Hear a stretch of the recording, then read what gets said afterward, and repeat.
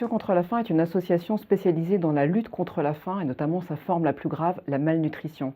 Donc aujourd'hui, les équipes d'Action contre la faim interviennent d'abord en urgence pour lutter contre la malnutrition enfantine et mettent en place des programmes de renutrition pour prendre en charge ces enfants et les sauver d'une mort certaine en 3 à 4 semaines de traitement.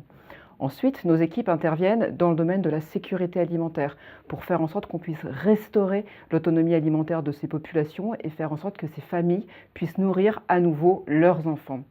Et enfin, le dernier domaine d'intervention d'Action contre la faim est l'eau et l'assainissement, parce qu'aujourd'hui, il y a un lien évident entre les problèmes d'accès à l'eau et la nutrition, et donc il est extrêmement important pour nos équipes d'apporter l'eau en quantité et en qualité suffisante à l'ensemble des populations qui sont bénéficiaires de nos programmes. Nos équipes interviennent dans une quarantaine de pays du monde auprès de près de 5 millions de bénéficiaires. Aujourd'hui, Action contre la faim est financée au travers de dons publics, notamment l'Union européenne est le premier bailleur de fonds d'Action contre la faim et des ministères des Affaires étrangères français et internationaux qui financent aujourd'hui nos programmes à hauteur de 60% du volume opérationnel. Ensuite, Action contre la faim est financée à 40% par des particuliers, des dons privés issus des entreprises et des donateurs individuels qui nous soutiennent par prélèvement automatique ou par dons ponctuels.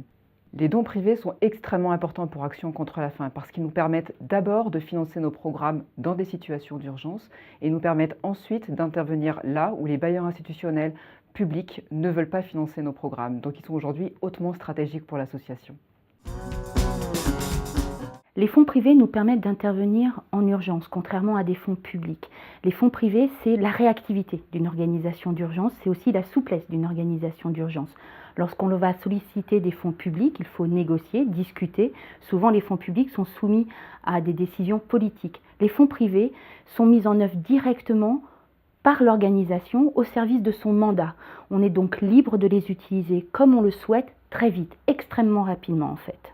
Et donc les fonds privés, c'est la capacité de l'organisation d'arriver sur une crise extrêmement vite. Si je vous prends le dernier exemple en date, qui est la crise d'Haïti, dès la première nuit, nous avons pu commencer à travailler avec nos équipes sur qu'est-ce qu'ACF allait pouvoir mettre en place en termes de réponse aux urgences. Nous savons qu'une personne peut mourir de soif en 3 jours s'il n'a pas d'eau. Une personne peut mourir de faim en 12 jours. Et donc, dès le début, nous avons décidé d'envoyer immédiatement tout ce que nous avions dans nos stocks d'urgence en Haïti, dès ce mercredi matin-là.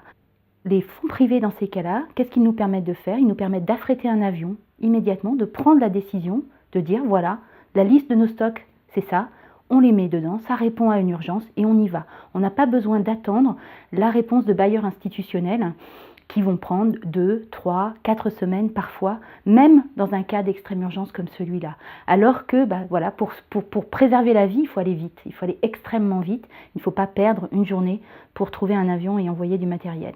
Alors, les fonds privés, ça nous permet également de travailler pour ce qu'on appelle les populations oubliées. Il existe des crises où aucun bailleur de fonds public n'est intéressé par cette crise. Il n'y a pas de pétrole, ou il n'y a en tout cas pas de diamants, ou rien dans le sous-sol qui fait que ce pays est intéressant et pourtant il y a des gens qui meurent de faim. C'est le cas par exemple de la République centrafricaine. En République centrafricaine, Action contre la faim a vu la crise nutritionnelle arriver des semaines après des semaines. On a essayé de convaincre des bailleurs de fonds de nous suivre. Personne ne voulait nous écouter. ACF a décidé d'intervenir sur ses fonds propres dans un programme de traitement de la malnutrition.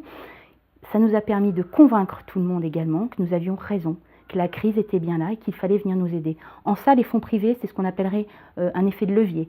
Ça nous permet de démarrer, de prouver que nous avons raison, qu'il y a bien urgence humanitaire. Et derrière, ça permet à d'autres organisations et à d'autres bailleurs de fonds de nous suivre et de venir avec nous. Il n'y a pas de petits dons.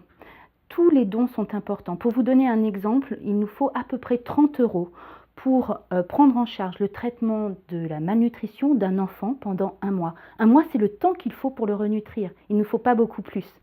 30 € par exemple, c'est aussi ce que nous coûte un kit agricole. Alors un kit agricole, c'est quoi? Ce sont des semences et des outils. Et c'est ce qui permet à une famille de retravailler sa propre autonomie alimentaire. Parce qu'une organisation comme Action contre la faim ne cherche pas à rester des années dans un pays. L'idée pour nous, c'est de laisser la population travailler sa propre résilience et que l'on puisse à un moment donné partir. Et pour ça, il faut donner les éléments pour le futur et pas simplement traiter la malnutrition aujourd'hui.